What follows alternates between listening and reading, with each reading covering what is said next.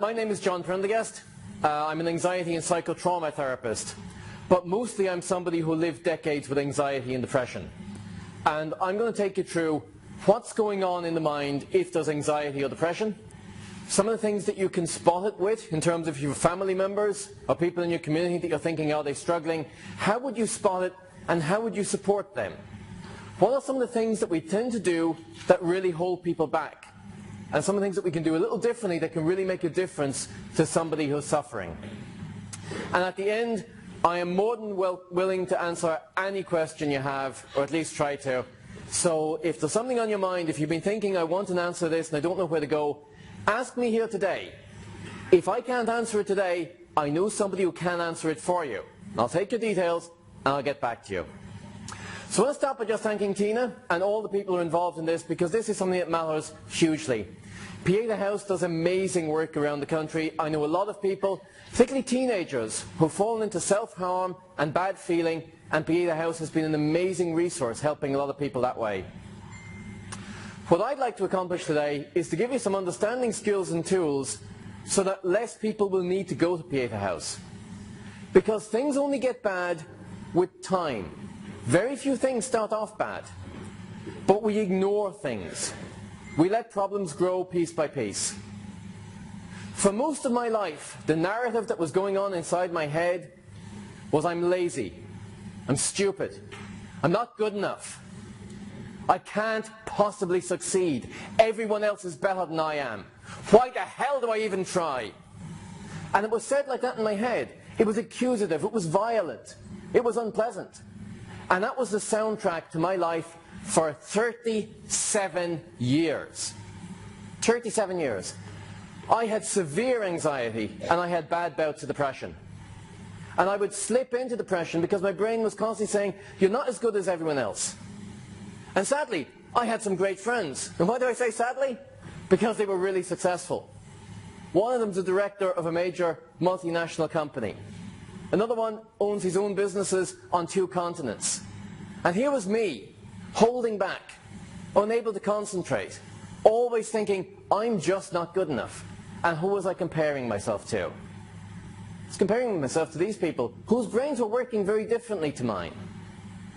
For 37 years I held back. I avoided social situations. I could turn a good week into a bad week just by having a conversation. Just by thinking, when I saw you there in the street, did I say hello too soon? Did I say the wrong thing? Did I say something that made me look stupid? The other person would never have noticed there was anything amiss, but in my head, there was a constant barrage of negativity. And that's really what we have when we're anxious. And we think that's just the way I am. I'm introverted. I'm not a people person. Rubbish. What we do is not who we are. When I did anxiety, when I did depression, that was what I was doing, it was what my brain was doing, but it wasn't who I am. I'm still the same person I was. These days, my brain's working, and it's working in a much better way. Life's gotten much easier. 6 years ago, if Tina had asked me to get on the stage in front of all of you and give a speech, where I would most likely have ended up would have been in the bathroom having a panic attack. This was my worst nightmare. I couldn't sit in the classroom without huge panic. When I was about 19, I booked for a course in UCD 3 times. I paid for that course twice. I never made it in that door. The amount of times I got off the bus at Montrose, which is 1 bus stop short of Belfield, is phenomenal. And I'd always be getting close to that point and be thinking, it's not the right course for me, feeling a bit off today. You know what? If I didn't go tonight, and I actually just started studying now, and I took that course next year, I'd do way better. Because our brains lie to us. It tries to cover up the anxiety, it tries to cover up the bad feeling, and there's always some plausible excuse, some nonsense we can give ourselves that makes us feel good in the moment. And we don't accept the fact that we're wimping out. You wouldn't believe how much stuff I wimped out at. And it still feels weird for me to say I love being on stage these days. Because just 6 years ago, this was my worst nightmare. Last September, I was the most booked speaker in ChemExpo's business clinic at the Olympia in London, helping therapists get their message out to more people. I could never have imagined that.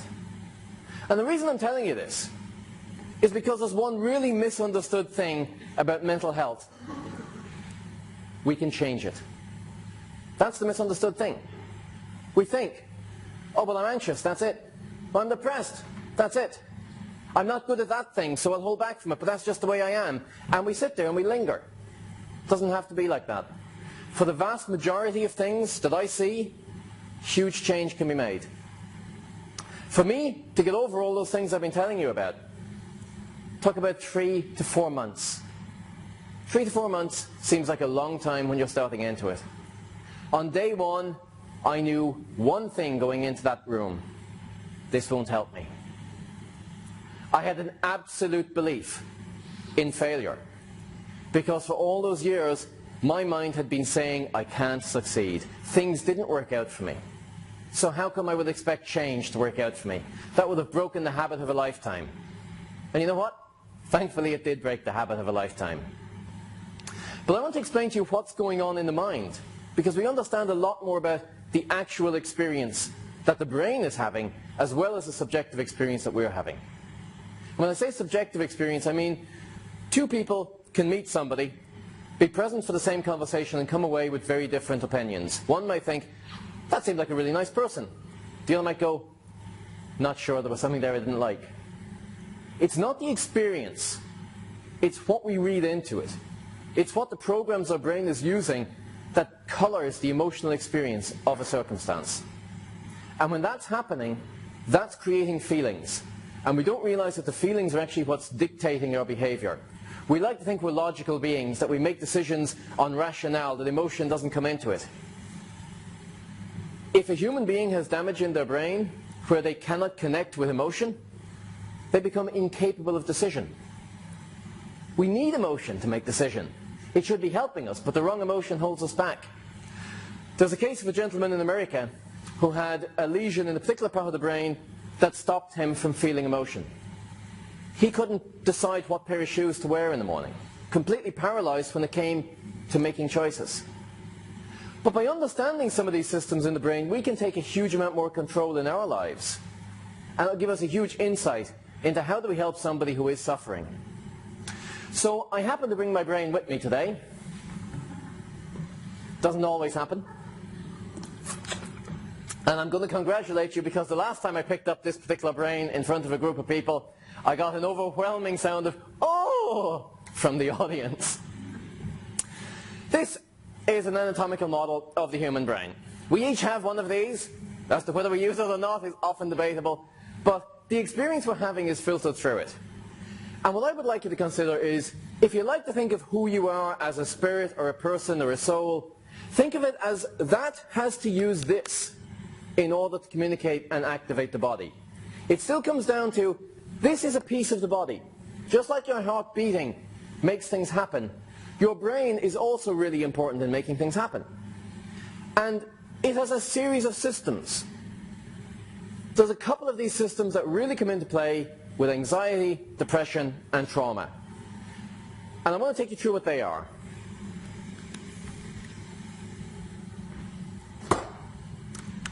Inside the brain, there's 2 areas that are key to what we're feeling.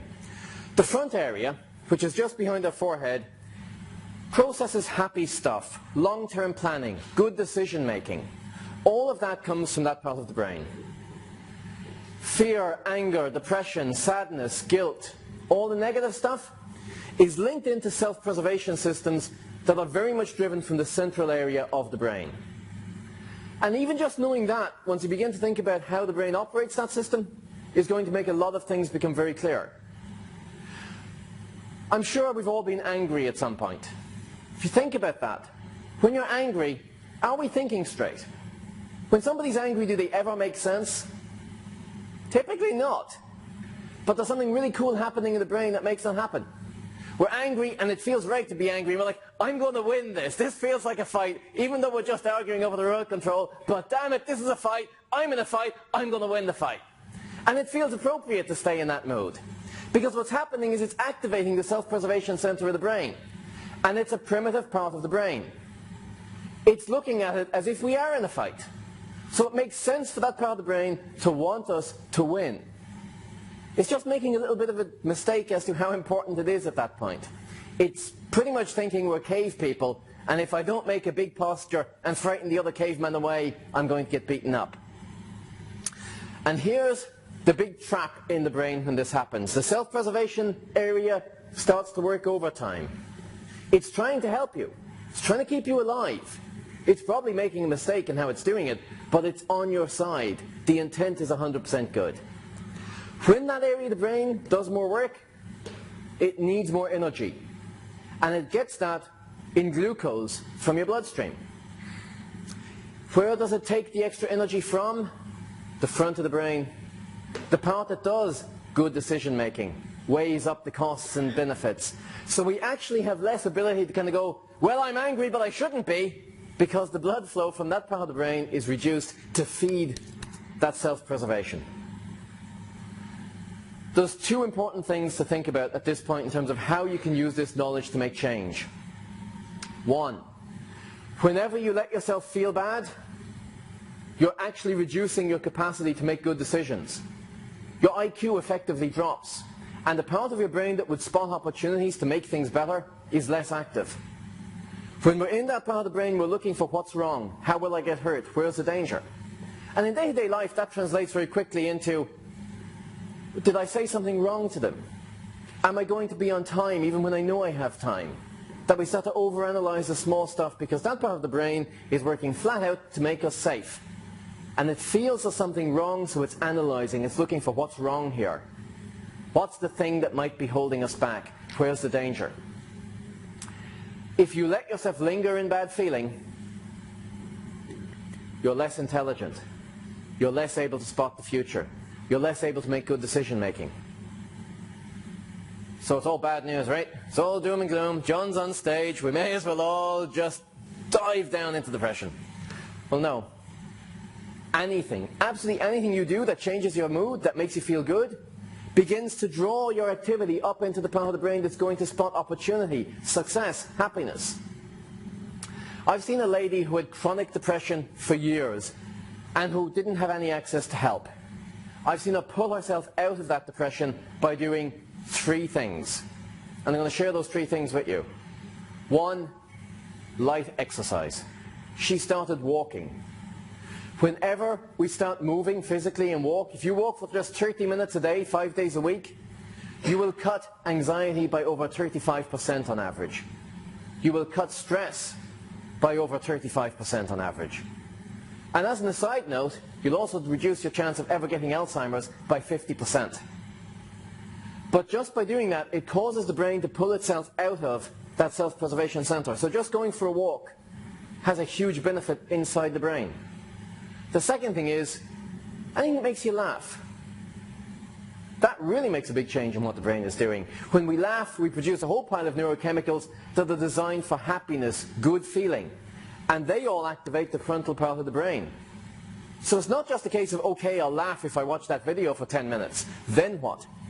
The act of actually letting yourself laugh for 10 minutes changes what your brain's doing. It makes it more able to find what's the next piece of a solution for you. And that's the really cool thing that understanding the brain systems can do for you. The third thing that she did was relaxation. And I don't mean putting your feet up and watching the TV. Way too often we think that's relaxing, but your brain doesn't relax when you're watching television. Your body might relax reasonably, but the mind stays more active than is beneficial in true relaxation. If you want to really relax, get yourself a chill-out CD. Whether it's a hypnotic chill-out CD or just one that makes you calm down, or do some mindfulness meditation. Very simple things have a profound change in the brain. The Human Givens Institute in London, which is a psychotherapy organization that does a lot of research into how can we help people with anxiety and depression, has success rates at times of up to 75% in lifting depression in 5 sessions or less. It's a pretty astounding ability that they have. The big thing that they're doing differently to most people is they've recognized that when we feel bad, the brain is in a position that makes it hard for us to make change. And when I was at my worst, being really depressed, if you came to me with the answer to the biggest question on the planet, and you explained it simply to me, you wouldn't have been talking to me. Because my brain would have been inside having that chat with myself about, oh God, they're trying to explain something to me, and I'm rubbish at that. I can't understand things. I hope they don't ask questions. And while all that internal dialogue was going around, I wasn't listening to what was being said. And they realized a huge amount of what happens when we're feeling down is we're not listening to what's happening. We're not seeing what's happening. We're engaged in our own negative fantasy on the inside that's like a wall between us and change. One of the things that really changes that is deep relaxation. Mild hypnotic state, meditative state, or the type of state that you get sometimes if you do a very mindful physical activity like yoga. At that point, your brain's going to be working differently. So I'm going to say something very simple here now. If any of you have a challenge in life that you've been putting off, if there's something you've been thinking, I need to sit down and look at this and work it out, but whenever you get close to it, you just get that knot in your stomach, or you get agitated and you move away from doing that, here's a way to make that much easier. Take a walk. Find the funniest comedian that you can possibly find on YouTube and watch 10 minutes of what they're doing. And then do a couple of minutes of mindfulness meditation. And if you don't know what that is, you will by the time we finish up here. And there's 160,000 free mindfulness videos on YouTube alone. So this is all stuff that you can do for free on your mobile phone. Once you've done that, you're going to have a period of between 30 minutes and 90 minutes where your brain is just in a more upbeat mood. Attention will be better. Focus will be better. Your ability to actually engage with it is going to be much more profound because you're not going to be living in that fear center of the brain. And for so long, whenever I wanted to do something like that course in UCD I mentioned, I'd be thinking, when I'm feeling calm in the front of my brain, months before, I want to do that course. I want to make a difference in my life. I want to do something worthwhile. And the closer I get to doing it, the more fear builds up around it. Oh my God, am I good enough? What will people think? Will I be able to hold a conversation with other people around there? Will I just freak out in the classroom? And all of that would push me more into that bad feeling part of the brain. To the point that when I got on that bus out to Belfield, I was in a panic and I was going to wimp out. If I'd taken a walk before I went on that bus, if I'd done some mindfulness meditation, and if I'd let myself laugh for a bit, my brain would have been in a very different state. The chances of me actually getting out there would have been massively higher. I want you to begin to think tactically about your life. If there's something you want to do, I want you to ask yourself the question, what will make this easier for me to do today? If there's a feeling that's holding you back, I want you to be asking yourself, what do I know will change that feeling? Because when you change the feeling, you change what the brain is doing. And that's hugely powerful. So what does this look like if somebody is anxious or depressed? Generally, it's hidden. When somebody is anxious, they make a huge effort to avoid anybody realizing that they are anxious. Because anxiety means that the brain is making a bigger deal out of something. That the experience we're having feels worse in the moment. So the next day we might look back at it and go, why was I even worried about that? But in the moment there was just a big reaction. When we have that sort of a system running, we don't want people to know. Because we're worrying about what everyone says and everyone thinks. So of course we don't want them to know that we have anxiety or that we feel bad. So we hide it. People who have anxiety typically are good organizers. They're happier in a role where they have something to do. So if I could snap my fingers and remove all anxiety from this country, a huge amount of voluntary organizations would go down the tubes, because I guarantee you a lot of people on the committees are the organizers and so on because they're more comfortable to be the organizer. Quiet time is uncomfortable. That's when the mind keeps racing when we're anxious. So whenever we're having an experience of anxiety, we've got a big feeling going, and if that keeps running, that maintains a constant feeling of not good enough. One of the really important things about it is when we're hiding it, we respond to overcompensate.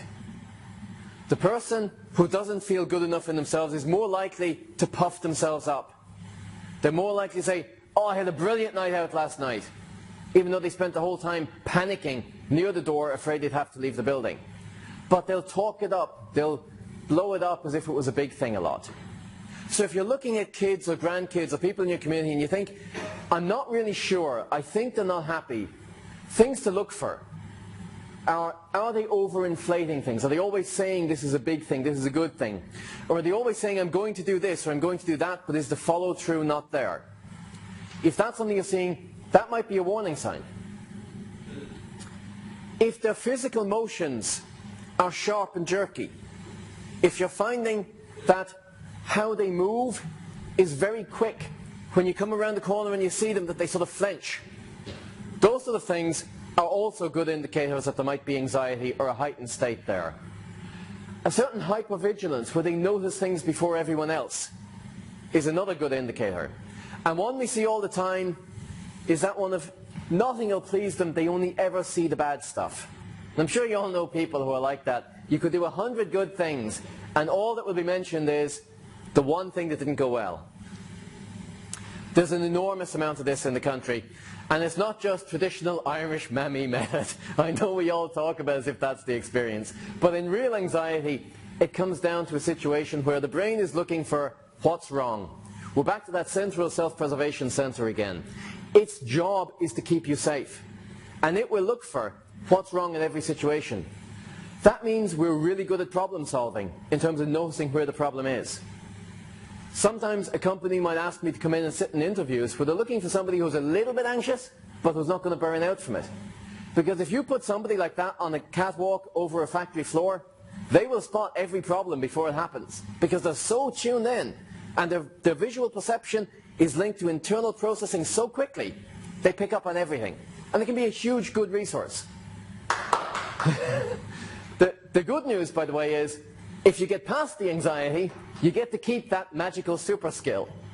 When you put me in front of a room full of therapists and I'm training them, I'll spot the person at the back opening them out to have a private chat before they've noticed they're opening them out because it switches back on. Anxiety is simply the not switching off of those sort of systems. And they're good systems. Anxiety isn't anything broken. Anxiety isn't anything wrong in the brain. Anxiety is the brain using systems that are designed to keep you safe in a crisis all the time, as opposed to just in a crisis. It's kind of an encouraging thought if you think about it. The person with the worst anxiety out there, their brain is working flat out at maximum capacity to keep them alive, to keep them safe. But sometimes it's using the wrong information. And we can end up with the wrong information typically in three major ways. There's always a chance that, you've taken a blow to the head with a sledgehammer and something just got damaged. But that's incredibly rare. Most of the people I'd see with anxiety have it lifelong. I don't have memories from before I was anxious. The earliest memories I have are fear-filled. I remember worrying about everything even though there was no danger. My parents were great. I didn't grow up in an alcoholic house or with violence or any of the stuff that you'd normally expect. I just grew up and I learned to have anxiety because of a bunch of different stuff. None of it major. And that's the most common way that I see it. We go through life and maybe we have too many disappointments, too many criticisms, too many hurts. And all of them get stored in the brain. And ideally, the mind gradually processes those through. It's a similar system to grief. When somebody passes away who's close to us, it is gut-wrenching at the start. We think we'll never get over it and it feels awful. Normally, 2 years later, that grief will have dropped down to where it's sad, but it's not active, it's not ripping us asunder anymore. That's what happens in the normal grieving process. 3/4 of all the upsetting things that happen to us in life, the mind will be able to process through and deal with. And it's a little bit like a septic tank in the brain. And I appreciate that nobody has heckled me for comparing your minds to a septic tank. But the mind has a capacity to take something upsetting and to view that upset as a byproduct or a waste product that we don't need. And it puts it into a part of the mind where it breaks it down. And that's what happens typically in a 2-year period with grief. So it's really bad, it gradually gets better. It's never going to be good. But there's a difference between it being awful and just being a sad thing that has happened. If too many things get thrown into that system, without breaking down, it's almost like you've put too much stuff into a septic tank that can't biodegrade it, and it clogs the system.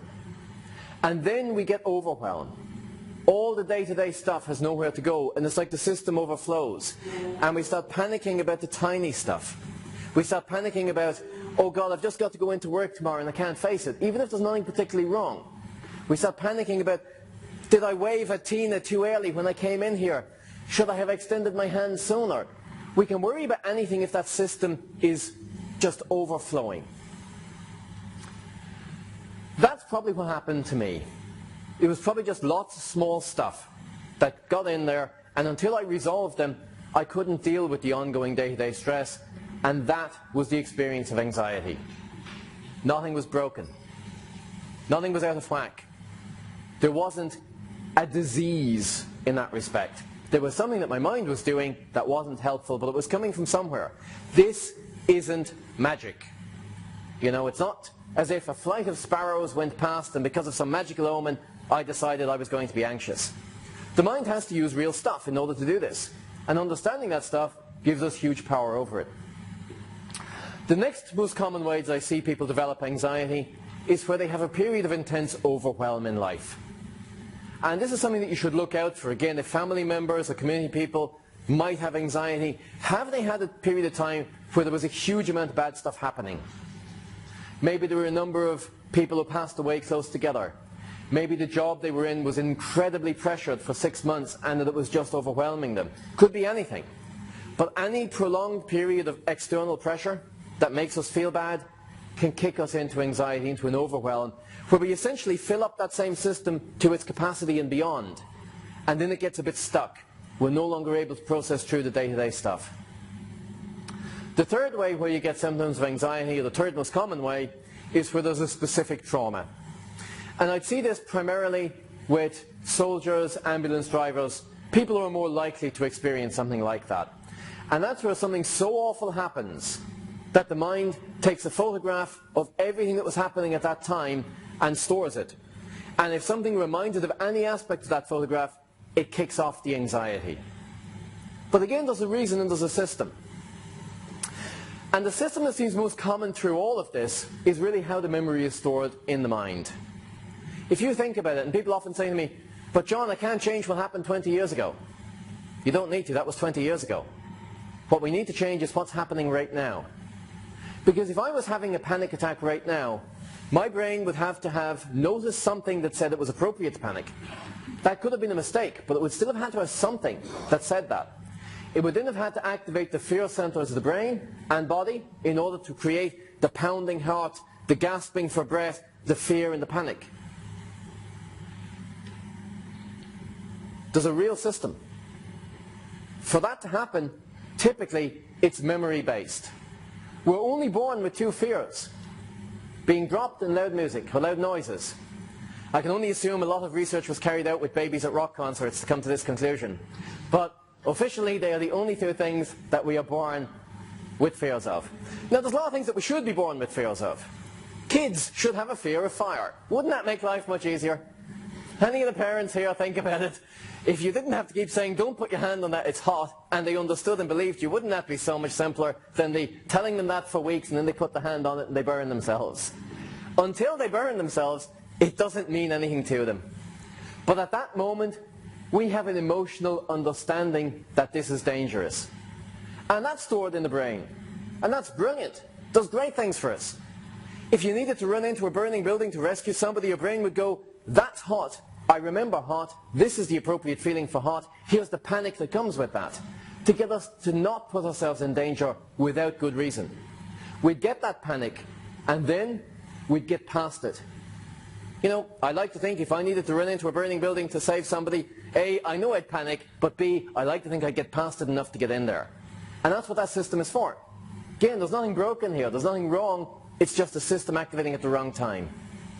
So somebody who's had a trauma, let's say somebody's been in a car crash and now they're afraid of cars. They see a car pass, they see it in the peripheral vision, they don't really get a good image of it, and they jump. They do that because when they had the car crash, there was so much fear that it stored itself in the brain, and just like hot things burn, it's looking for, is there any of that experience present? If there is, it gives you a panic or a fear reaction to get you to keep yourself safe. That happens with anxiety too.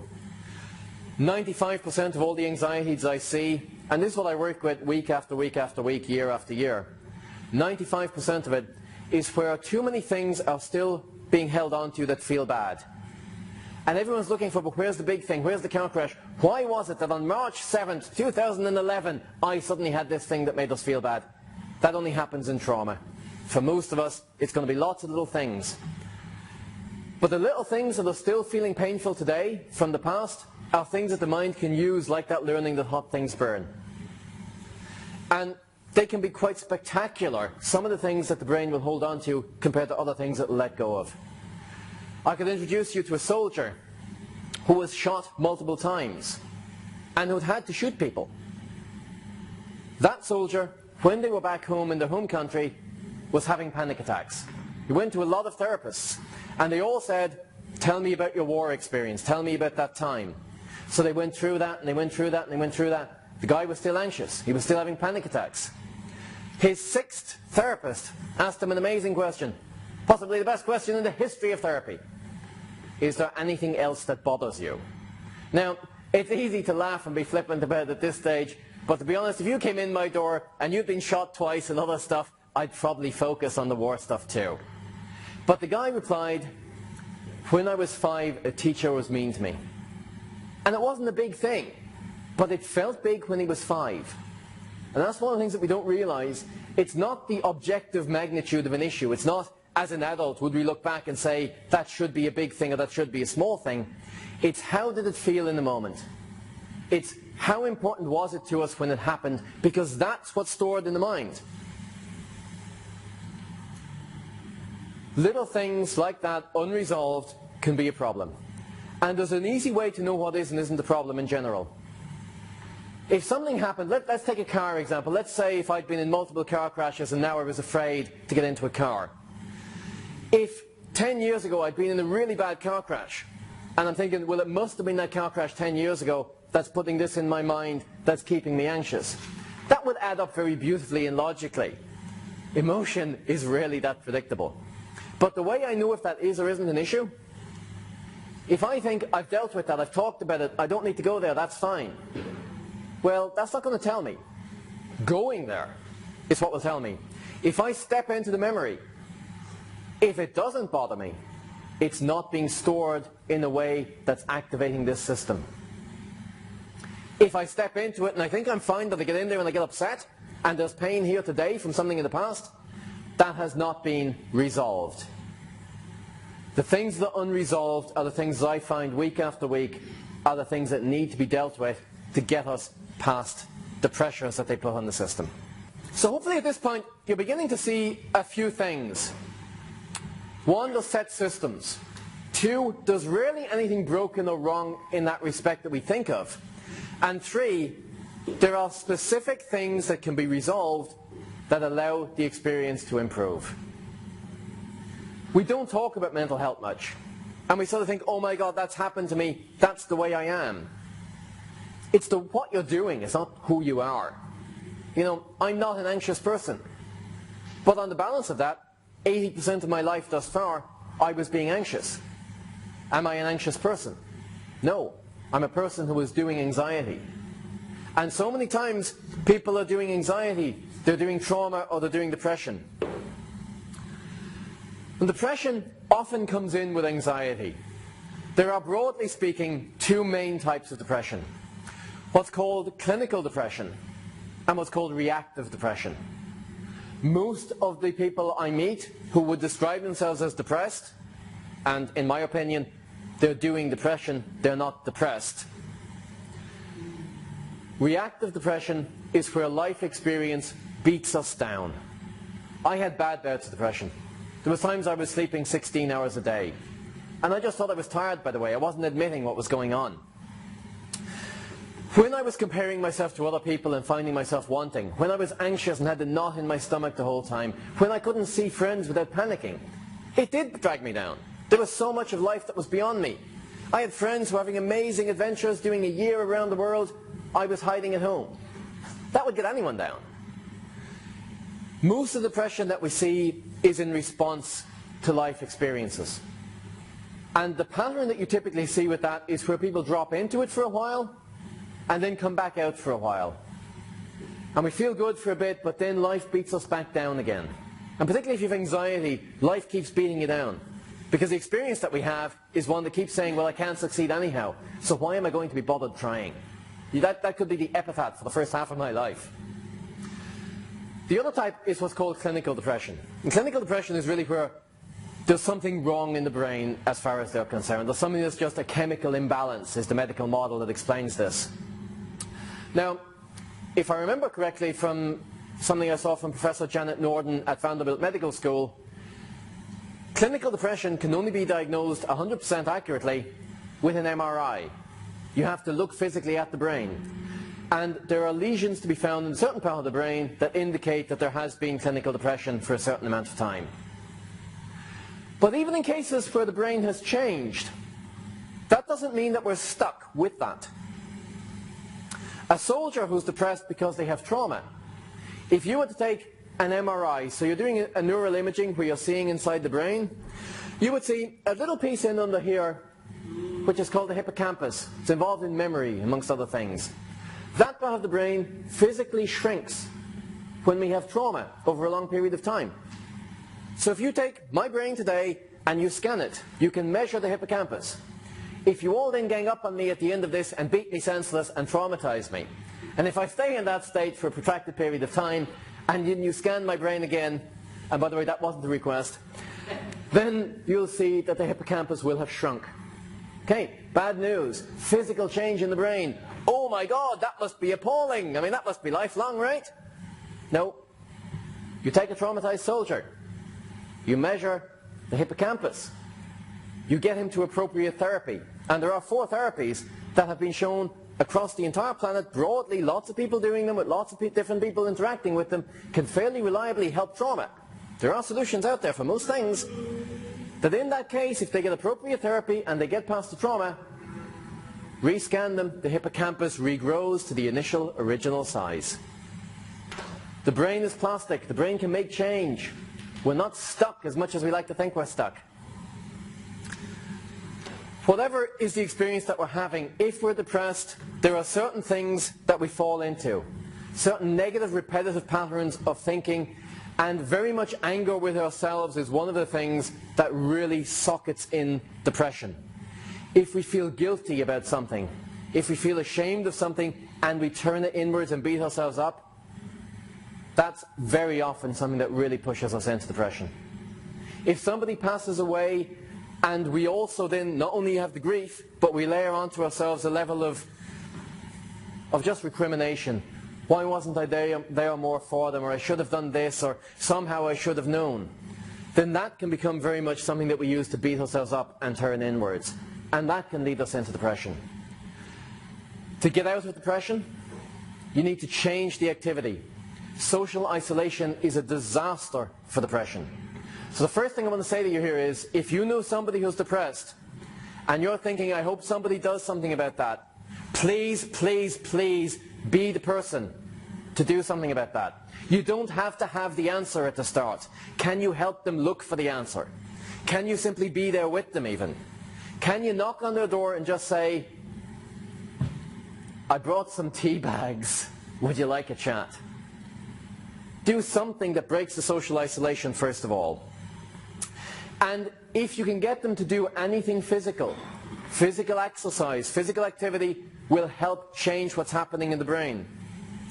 If you can buy them a chill out CD or get them an online mindfulness app, they are going to be very powerful at changing the state that their brain is in. But something I really want to ask you not to do, and it's going to be a tough one, don't push, don't nag, and never use the word just. The amount of people who say, would you not just try not being depressed? Would you not just go out for a bit of a run? Would you not just go and have a laugh with the lads? No, because my brain isn't working that way, damn you. And when you say just, you're dismissing me. You're saying it's not important. You're saying that I'm some sort of malingerer who hasn't had the brains to think, maybe I'll not be depressed today. It doesn't work that way. And I know it's so tempting when we're there and we're feeling good and we can't see it. A few years ago, I had the opportunity to train with a gentleman by the name of Brendan Bouchard, who is an amazing business mentor. There were 600 of us from all over the world in that room in London. And there was one lady there who was hugely anxious. And in a little group of us doing an exercise, she was saying, I can't really make connections with people. I'm no good at networking. And this incredibly helpful lady right beside her goes, but there's 600 of us here and we're all smiley and friendly and helpful. And all it did was drive that woman down further into her anxiety, because what it said is, you can't see what's right in front of you. We need to be very careful that the experience we're having isn't the experience that person is having. Be gentle, be supportive, be encouraging, be there for them. But don't push. Offer them stuff. You know, would you like to come for a walk with me? Is 10 times more powerful than, Asha, would you not just go for a walk? What we say and how we say it is very important. Be gentle, be supportive, be encouraging. One thing I'd like to do at the end here, and this is a case if you'd like to join me in it, I've mentioned mindfulness meditation. And typically when we hear meditation, the average experience in this country is to think, is he going to bring out some sort of Buddhist monk now and we're all going to be indoctrinated into some sort of cult? Mindfulness meditation has its roots in Eastern religion and philosophy, but it has nothing to do with the religion. When we look at mindfulness, we found that there's a certain way of relaxing the mind that's found within that Eastern stuff that you can just do any time in any place and has a profound impact on the brain. Somebody with really bad chronic depression, somebody who's been hospitalized multiple times with chronic depression, who does 12 to 20 minutes of mindfulness meditation per day, has a 50% chance of never having depression again as long as they live. It beats every medication on the market. And that stat doesn't come from somebody trying to sell us mindfulness. It comes from the British NHS, who's extensively tested this. Most people think that meditation is about having some sort of Zen-like empty mind. That misses the point. Because if you need meditation, most likely your mind is running at 1,000,000 miles an hour. Because that's one of the things anxiety does. It pushes us into rapid crisis thinking. If you're trying to sit down and be mindful and meditate, your brain is going to jump all over the place. Here's why that's good. What trains the brain within mindfulness, certainly one of the elements of it is noticing every time your mind jumps like a grasshopper and bringing it back to what you're doing. It retrains the brain from the constant automatic jumping ahead, trying to overanalyze and trying to worry about something, to realizing it can jump, but that it can be consciously brought back to the here and now. The odds are, just in a room of people like this, that some of us are going to be anxious right now. Which means your brain is saying, I'm in danger on some level. I don't think you're in danger. Building doesn't seem to be on fire. Not seeing anybody looking violent. The experience we're having is nearly always I'm safe. What do you think of when was the last time you were genuinely in danger? Probably hasn't happened recently. Most of the time we're safe. Mindfulness meditation is about getting the brain to recognize the fact that right now we are safe, that we don't need to be jumping ahead to all the things we worry about. Would you like to join me in a 3-minute mindfulness exercise, where I'll just talk you through what's involved in this? You can do it if you like. Yeah. You can not if you like. Okay, so I'm just going to keep an eye on the clock here. So for this, find a comfortable position. I'd say uncross your legs so that your feet are firmly on the floor, just so that the weight of one isn't down on the other. You'll be more comfortable. Okay, and then just gently close your eyes when you're ready. And I'd like you just to focus on your breathing, just noticing your breathing, just as an observer. Not trying to take control of it, but just to notice it. But I want you to notice it in a practical way. Perhaps following the motion of the air from outside, right in and back out in its own time. Feeling each part of that movement. And if your mind wanders, that's okay. Just notice it and bring your attention back to your breathing so that your conscious mind can focus and feel your breathing. Maybe noticing which muscles are the easiest muscles to feel physically as you breathe. Bringing your conscious mind to these muscles and feeling them. And all the while, if your mind moves to planning or thinking, just notice when it happens, and with compassion, firmly escort your attention back to the breath. Just noticing the breathing, being aware of it. Perhaps noticing to yourself, do any of the muscles of your back produce any sensation as you breathe? Being aware of these feelings.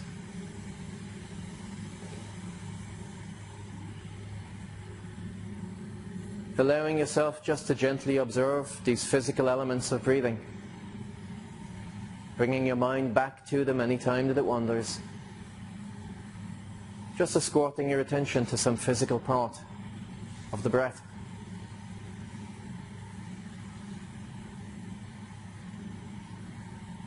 Noticing where you can most easily feel the air move within you.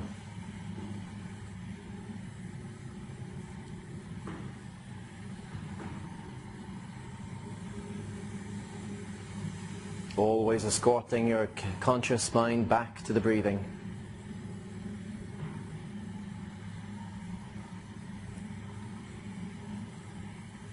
Perhaps noticing how the muscles of your stomach move as you breathe. Allowing your conscious mind simply to focus on these muscles, to allow all your thought just to come to these muscles, and to observe them.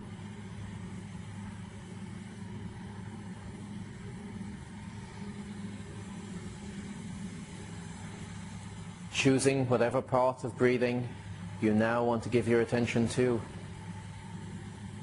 Indulging yourself by allowing your conscious mind just to rest with this part of the breath.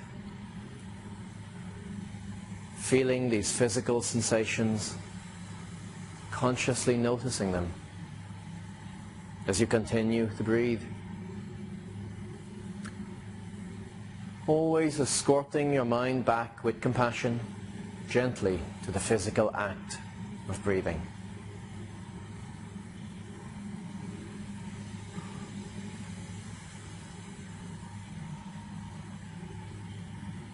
Following the air from outside to in and back out in its own time. Just following it at your own pace. And then, when you're ready, just opening your eyes back to the room here. Okay. Notice how still you are. Can I ask who here just feels a little calmer? That was 3 minutes. It probably felt a lot longer, especially if this was your first time doing it. But that was about 3 minutes. One of the nice things about mindfulness is you don't have to do it in formal blocks like this. If you're waiting for somebody and you stare at the ground and notice your breathing for 1 minute, and you do that 15 times a day, that has the exact same positive effect on mind and body as doing a 15-minute block. So it's very easy and very flexible. Okay, so I hope you found some of this of interest and useful to you. I'm going to take questions in a few minutes, but thank you so much for being here and your support for Pieta House today, and a huge thank you again to the organisers. Thank you.